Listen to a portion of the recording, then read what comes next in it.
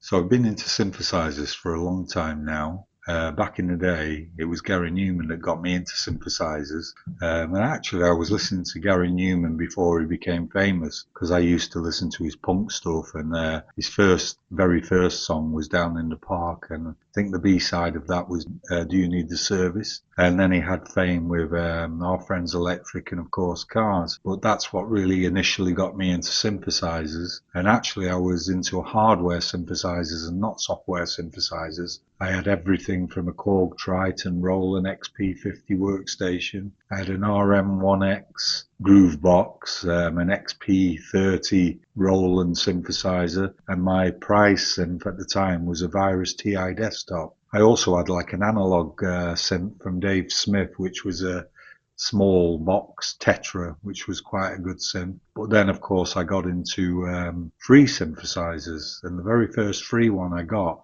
was like 20 years ago, was called Synth One. And even back then it was a great synth, but today it's even better because if you're not actually even into programming a synth, there's so many presets you can download online. There's actually no reason that you need to actually be programming any. So here's a quick demo of some of the Synth One, my very first synth.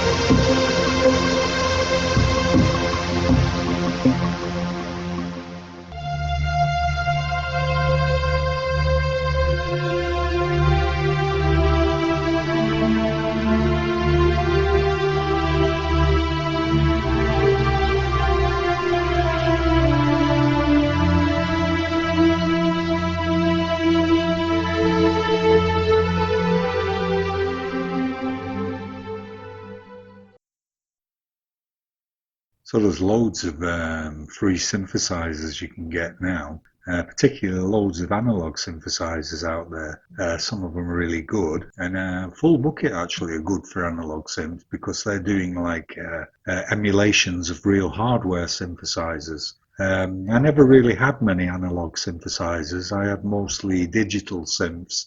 Like I say, I used to have the Tetra by Dave Smith. That was an analog synth, but most of my synths were digital synths. But like I said, there's loads of mono synths out there as well, and this is a particularly good one if you're looking for like leads and bass sound, called Mono Fury from Full Bucket. So here's a little demo.